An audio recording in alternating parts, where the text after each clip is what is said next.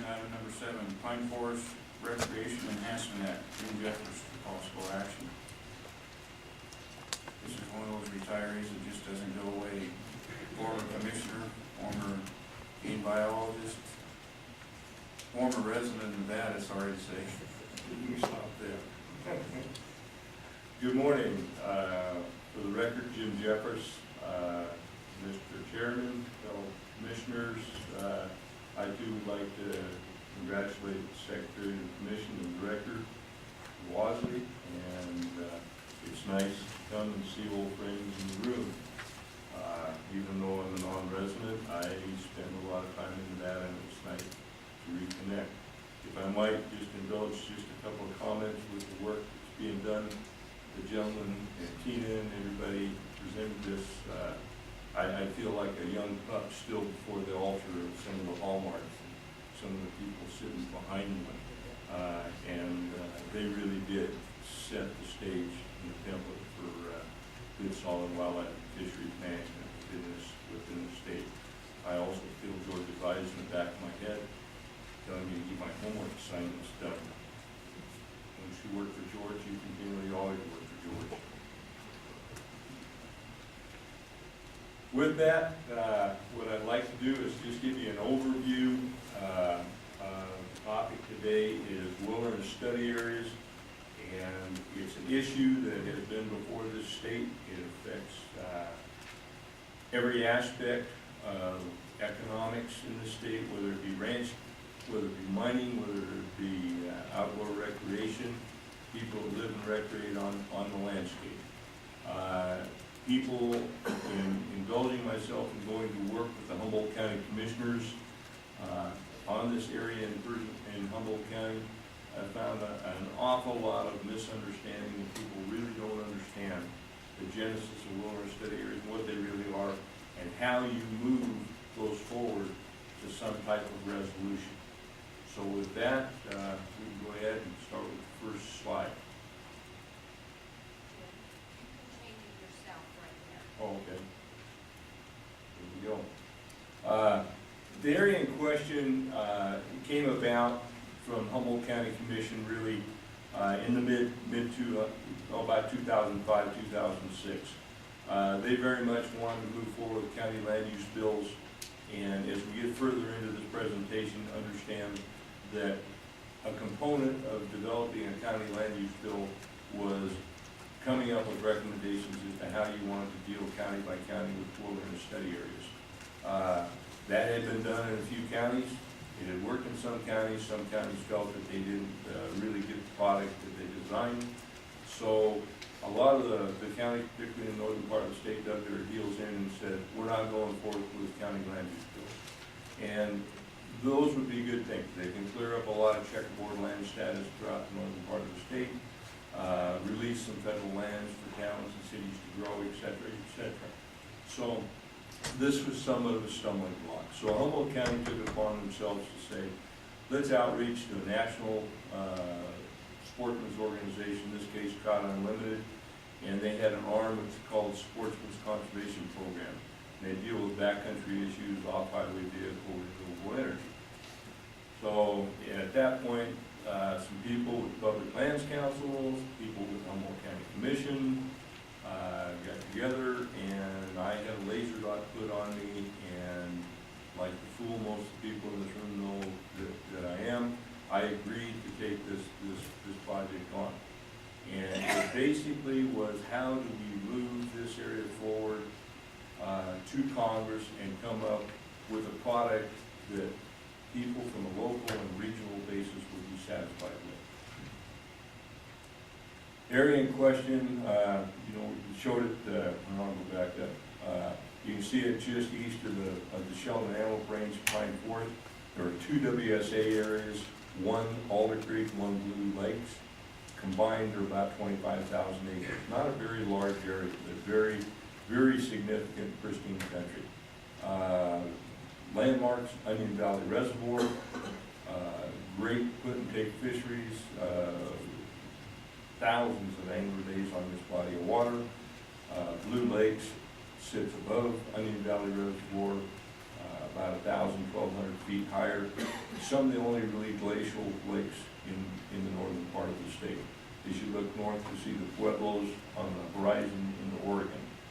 A little kind of point pond has produced a couple of pretty sizable fish over the history of this body of water, Knot Creek Reservoir. All kidding aside, a very significant point of destination for people to come fish. So this is a high use area, thousands of angler days, a lot of hunting activity, and right in the middle of it, you've got a wilderness study area.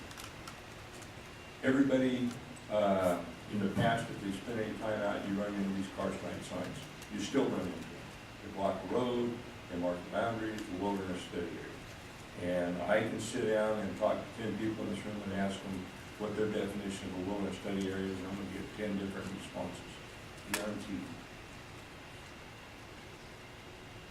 Basically came out of the Wilderness Act of 1964, and here again, this was not something that the Department of Interior cooked up or the Department of Agriculture.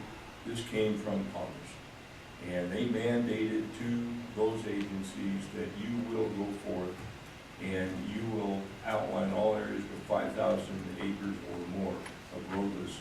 And in the case of Nevada, that's pretty significant.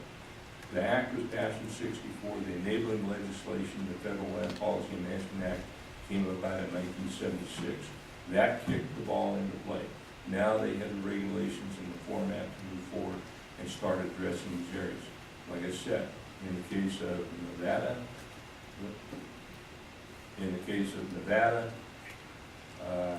you had significant acres, 49 million acres, 70% of the state. A ridiculous figure. As they started to distill that and really look at impacts on the land, they pulled out about 34 million acres down to about 15, and when they finished the product, it had gone from 49 million acres down to 5, with 110 wilderness study areas in the state. Now, a lot of those have been taken care of through county land use bills in Clark, Lincoln, White Pine County, Washoe County with Black Rock, High Rock, etc. But bottom line is, this was a mandate from Congress on the landscape in Nevada and the other western states. And in 1991, a report was given to Congress and the President. Said, here's the recommendations from the state of Nevada.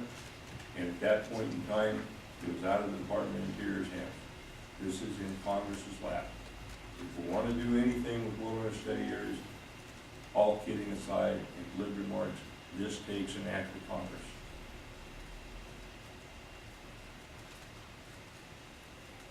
Term wilderness study area. Pretty much a misnomer at this time. The study was over with in the late 80s and early 90s. The study aspect is ridiculous right now. And I'll still run into people who say, well, when's the study's going to be done? They were done in 1991. It was sent to Congress. BLM was pretty much taken out of the picture. Their only mandate is to manage these as wilderness areas until something comes along to change that. Here again.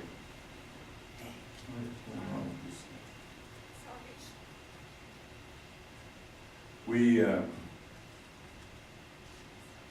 sitting here looking at, okay, Congress. They don't have a sunset, there's no triggers. These are going to be managed as wilderness areas from here on out. People can sit around and wait for a process to come along to make the decisions for them. And the Humboldt County Commission and their attitude it's better for us to kick this ball into play and us have our fingerprints on it, have local and regional input, and move these things forward. The processes, how do you take it before Congress? The only processes to date have been advocacy driven, where you'll get the ear of your senators, your congressmen, and they'll say, it sounds like a good idea, let's move it forward. The biggest one that happened was in 2000 in Nevada, the Black Rock, High Rock NCA. Millions of acres of NCA and wilderness. Still, it's referred to as kind of a top-down model. The counties that were involved, the sportsmen's groups that were involved, the state agencies that were involved, felt, yeah, we had something to say about it, but they felt significantly marginalized. we're gonna take your comments, but we pretty much know what we wanna do and how we're gonna do it. The BLM is still dealing with boundaries, still dealing with roads that are not mapped correctly. A lot of problems still associated with that, because it was top-down. You didn't have the local, that regional input to say, no, this is a mistake, this road is washed out, this road doesn't go anywhere, you have this mismarked, etc. So that was not involved in it. There was such a hue and outcry after that Harry Reid and Senator Ransom, who took over the other senatorial seat for Nevada, pretty much said, okay, fine, you don't want the top-down model, we're done. The only other processes that came up with the county land use bills, Clark County, Lincoln County, White Pine County. Here again, the congressional delegation said, fine, you want a county land use bill, you're gonna make the decisions as far as what you want to move forward as far as wilderness, what you want to draw boundary changes within these areas. Clark County pretty much got what they wanted, White Pine got what they wanted. Lincoln County didn't really get what they wanted, and so 666 is a great batting average in baseball, but not when you're doing land use planning like this. They're in the reluctance of the rest of the county saying, don't like any of these. I don't like this model, I don't like the top down. So, in Humboldt County, they did focus on, said, let's develop our own approach, let's don't homogenize it with a lot of other variables, like checkerboard lands or pipeline corridors for water in southern Nevada.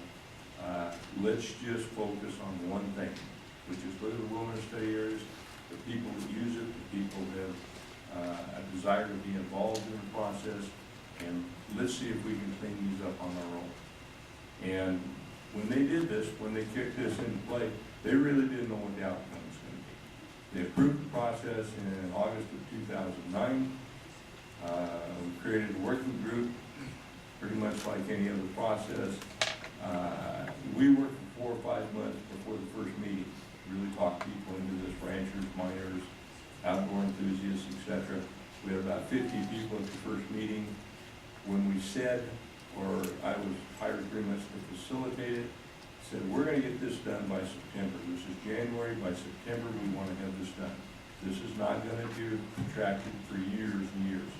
We want this done, we should be able to get this, a good set of recommendations on the table. The other aspect was we identified issues and concerns between the two WSAs. A lot of times in these processes, people bring their baggage in, my philosophical beliefs on wilderness. I like it, I hate it, and if you get wrapped around the axle for that, we're not going anywhere. So this is where my soft, gentle approach to dealing with everybody was, we're not bringing that into the discussion. It's going to be in the back of your minds, but if you can't sell it to this group, you can't sell it to the commission, and you can't sell it to your congressional delegation, and it's all wrapped up in a warm fuzzy of I think, or I believe, or I want, it's not going to go anywhere. So it was issue-driven, concern-driven, and we got into a problem-solving mode to address this. Number 3 is the kumbaya portion of it. You know, we all get together and identify common grounds and differences and work through it. And very diversified group of people. We had 23 people that worked on this Pine Forest working group, and believe it or not, we got down to the bottom of it, and we distilled it. We had 100% consensus on all the issues and concerns, about 15 different issues. We had hung up on one road. And by the time we finished it and we took it to the county commission, we had 100% consensus among 23 people. And it was all based on just common sense problem solving these issues. And like I said, we just kept it. We don't want more acres of wilderness, we don't want less. It was, issues pretty much drove the boundaries on the map, what was carved out, and what was developed and went forward. January to August, finalized recommendations October 18th. Within about 9 months, we had a 5-0 vote from the county commission. It was turned over to the congressional delegation. All 5 members supported it. All of them introduced it into the House and the Senate this last go around. And took us 10 months to do. It's taken them 10 months to develop the draft, the official map, etc. And we got into the last waning months after the elections this last year, with the lame duck Congress and with fiscal cliff and everything else. These issues fell off the map, so it's been reintroduced this January into the 113th Congress. The Senate Committee, Energy and Natural Resources, heard it last month. Both Senator Reed and Heller testified on behalf of this in the Arrington bill, and we look forward to move forward. The product, a little bit more of a blow-up of the area. As we get into it, you can see the hashed lines underneath that red color. Those are the original boundaries of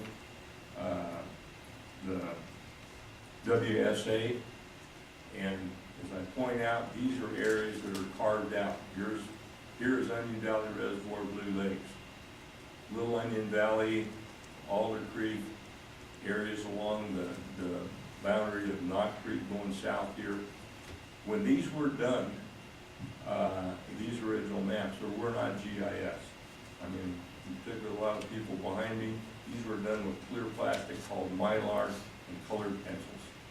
And the width of the colored pencil could throw your boundaries significantly off. In the case of Knott Creek Reservoir, the old road went through the bottom of the reservoir. Richard Drake decided, I'm going to build the capacity of that up, put a new dam in, flooded the road. Now the road goes out around the shoreline, and there's this big degree of consternation of where the boundary is. So we looked at all of these areas that were suspect, where you can drive, where you can camp, and it's very difficult. The old rules say 30 feet off the edge of the road, and I mean, you go 200 feet, you got a nice aspen stand camping, people are doing it. So we just looked at all of these situations, looked at all the fire rings as far back against the hillside where you can't further go, and we just carved those out. So get rid of them. People are going to camp there. We're not going to stop them.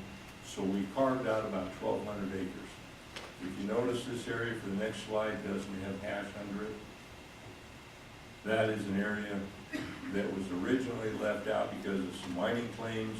There was some access in it, but over the course of the last 30 years, the access is gone. The Montero family, who ranches in the area, owns this property. They control the access.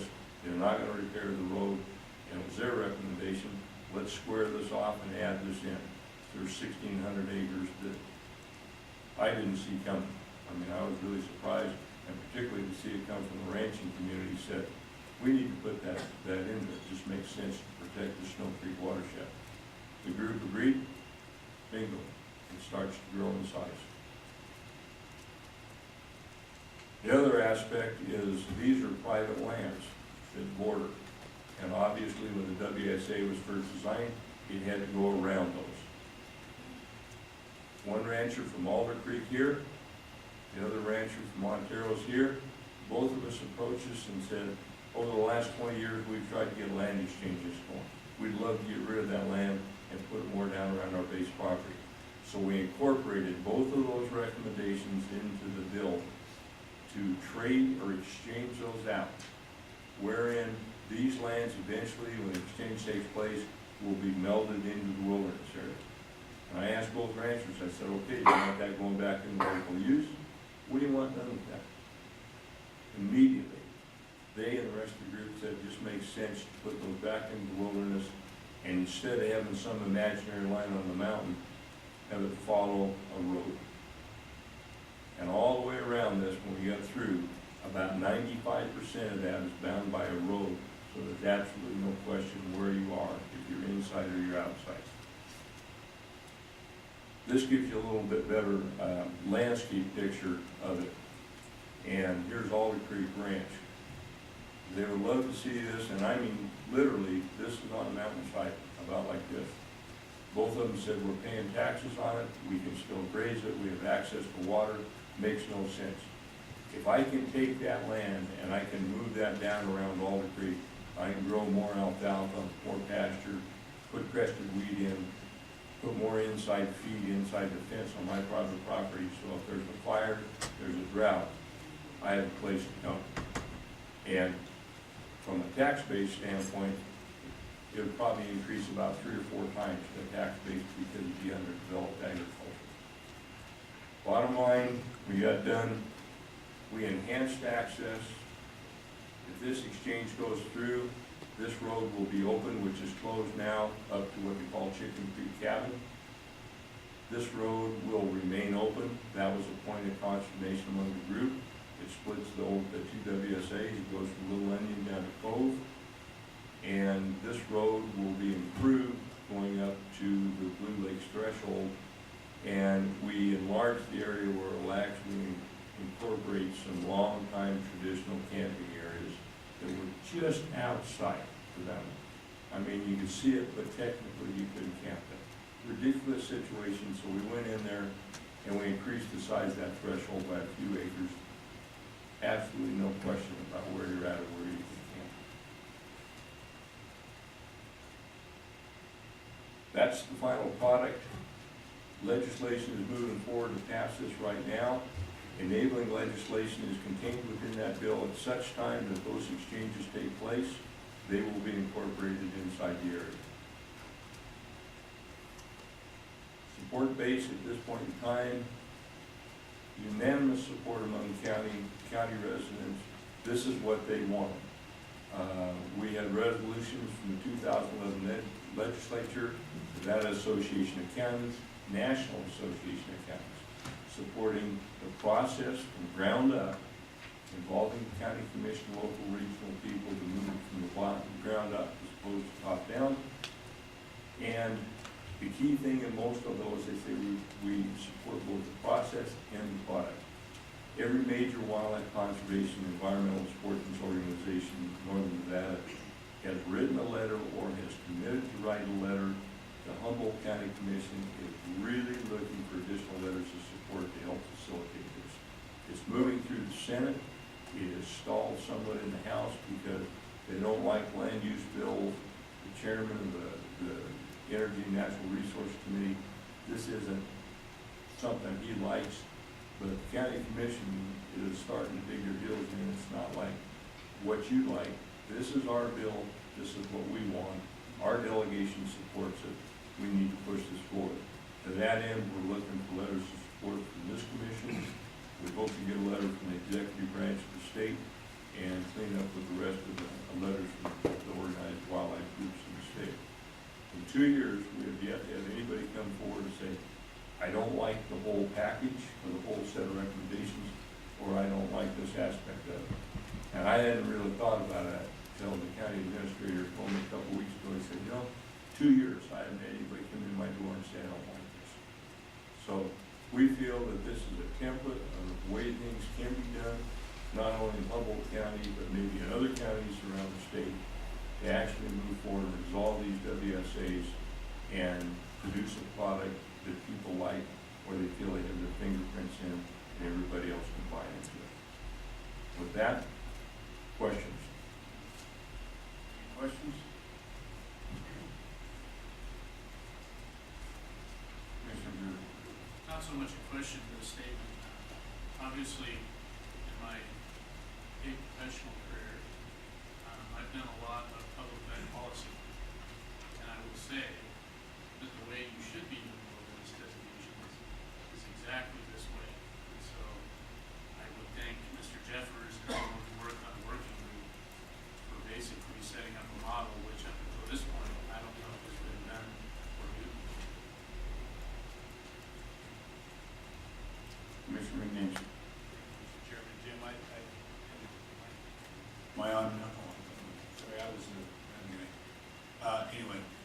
your relationships that you had built as part of your career at NDOW obviously played a real major role in this. And like some of our folks over here that continue to do stuff outside of their retirement, beyond their retirement, this is unheard of. It really is. And I appreciate what you've done. And it's a beautiful area, and it's amazing that you've gotten it to where you have. And appreciate the efforts. There's a reason why you got linked into it. Well, I appreciate the comments. I mean, really, the county took the position. We don't know if this is going to grow in size, if it's going to shrink in size. We had no preordained thought processes as far as total acres. You know, we just avoided numbers and just let it go where it went. And in resolving the issues, let that decide where the boundaries were gonna go. And some of you might know, but dealing with Senator Ensign before he retired, Senator Reed's staff, committee members back in both the House and the Senate, they look at it and they just can't believe it and say, okay, who's gonna come out of the woodwork? I mean, who's gonna come out, you know, in the ninth inning and shoot a torpedo at this? And we said, we don't have any. I mean, this was built, and it was an inclusive process where people feel like they got what they wanted out of it. There isn't any problem. And so, not saying that all we're gonna run this smooth, or I sure don't wanna be involved in more of them. We wanted to just establish that this is a template that can be used in other counties, and there's resources. And I looked at a lot of the NGOs, national NGOs and state NGOs, to maybe help hire a facilitator to do this. Because the county can't really do it themselves, they don't have the budget. But there's a lot of environmental and conservation and sportsman-based groups that I think can help and work with county governments to produce a product very much like this and move these things forward. Commissioner Rain. Well, like you said, didn't need criticism. You're not gonna get it from me either. I think this next is, I've heard quite a bit about your plan, and you know, I can't fault it, which is, you know, it's an excellent way of going about business. I know that other counties are looking at some wilderness study areas, and they don't necessarily want to see them in their counties. And perhaps the question being, for those certain instances where counties are looking at them and saying, hey, we don't like it, we don't think it should become a wilderness. And some of them do think they should be, and that's follow your plan. Those that don't want it to become a wilderness, do you have some suggestions through your history in this? I mean, here it is. It literally takes an act of Congress. And in knowing the flavor of Congress and walking in and say, we don't like these in our county, I don't think it's gonna gain much traction. Unless it's associated with a process similar to this, and you carve or get rid of areas that are obviously problematic and the consensus of the people working on it agree, then I can see acres and portions moving out. But they were designated because of the resource values, and I think it's gonna be very difficult to overcome to say 100% we're gonna remove it just because we don't like it.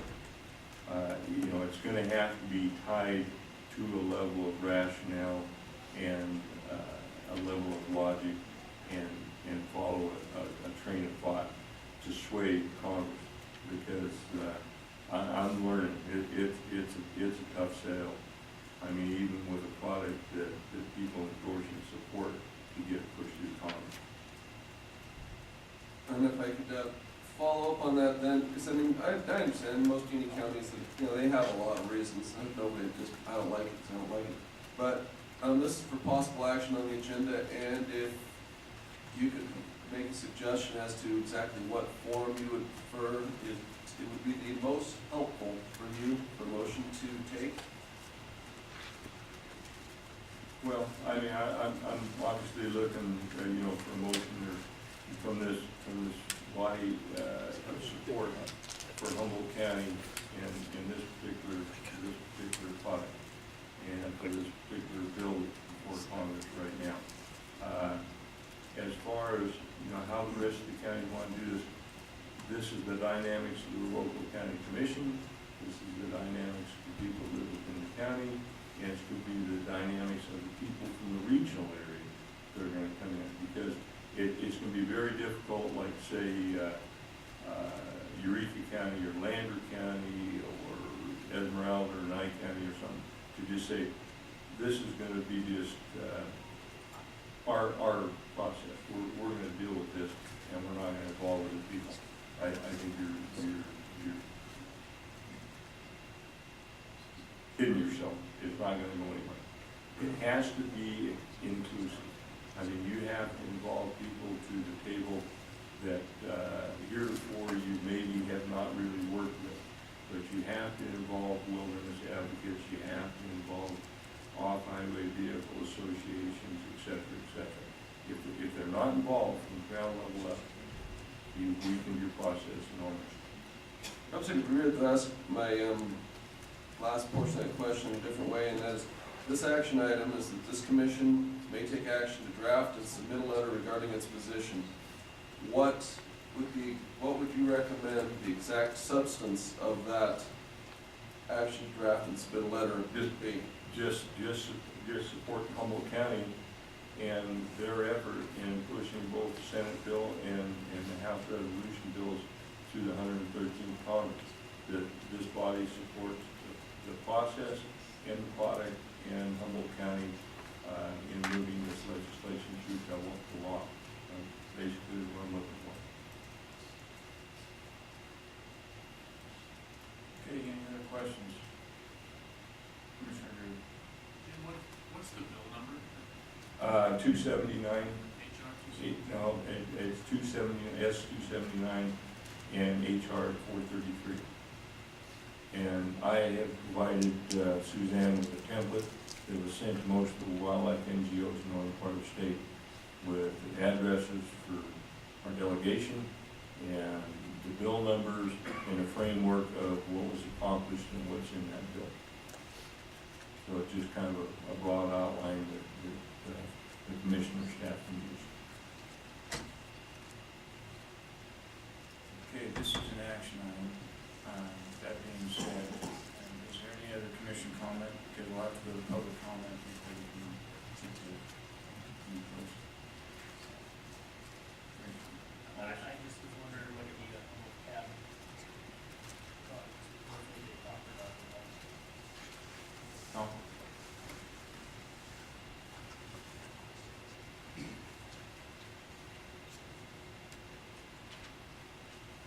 Humboldt County, for the record, Tom Casanova with the Humboldt County.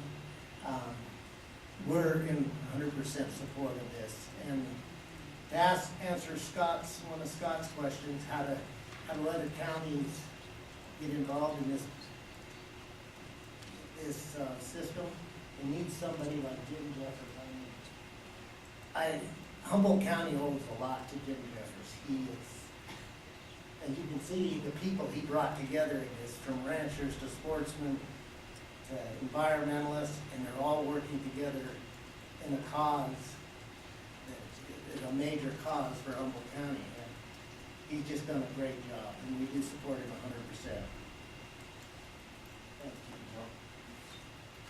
But I think this can be done. It doesn't necessarily need me, but I think you need somebody who can move into a process like this, understands resources, understands different user groups, that you can facilitate and just kind of move the thing along. Because once you get the ball in play, you pretty much have to follow that format, issue, concern-driven, and let it take where it can go. But it really is critically important that you have people that know that area, and this is where the local input comes from.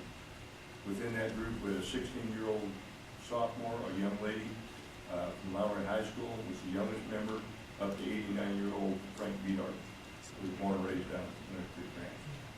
And so that dichotomy really meshes together, and all the other user groups, it really brings it together, and eventually you see some movement going off in that direction. You know, Jim, before you step away, you said the things that you need, somebody to understand resources and things like that.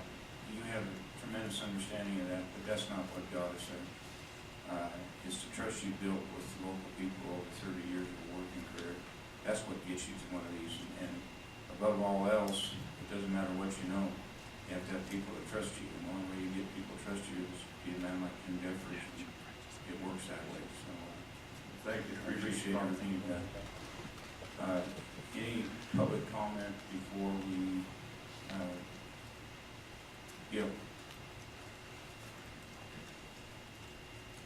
For the record, Gil Yannick, President of Friends of Nevada Wildlife. I've known Jim for a long time, and Jim talked to me about his project and supplied an awful lot of information, including factors and things that Humboldt County looked at and what the benefits would be, not only to Humboldt County, but to all the people who visit Humboldt County and want to take advantage of some of the terrific areas that are impacted by this wilderness study area. And we wrote letters to Senator Reed, Senator Heller, and Congressman Amade in support of this bill. Thank you. Thank you. Any other public comment? Mr. Humes, this is something near and dear to your heart. I thought you'd have something to say. We're good? I'll bring it back to the commission. Commissioner Drew? Make a motion that the commission send letters to the Nevada Congressional Delegation and Governor's Office in support of S 279 and HR 243. 433. With further acknowledgement and support both the process and the product, which was locally driven by Humboldt County, and that we encourage passage through the 113th Congress, and I would volunteer to draft that letter. Have a motion? Second. Have a motion and a second. Any further discussion, Commissioner McBeth? I'll just maybe friendly amendment to indicate that Commissioner Drew worked with Mr. Jeffress and gave some input on the details of the letter. Not a problem. Second, Jim. Motion second. Any further discussion? Commissioner Just Wright? briefly on the process, this is a letter that will be drafted by the vice chairman in coordination with Mr. Jeffries and for the signature of the chairman of the commission, and that's my understanding, as usual, and just for clarification, if anybody doesn't know, usually that, both chairman can veto it and send it back to him or whatever. That's the way these things are done, that's my understanding how this is done, correct? That's how we've done it in the past, that's how I intend to do it this time. We'll make that clear for everybody, thanks. Okay. Any further discussion? Seeing none, I'll call for the vote. All those in favor signify by saying aye. Aye. All those opposed? Motion passes unanimous. Thank you, gentlemen.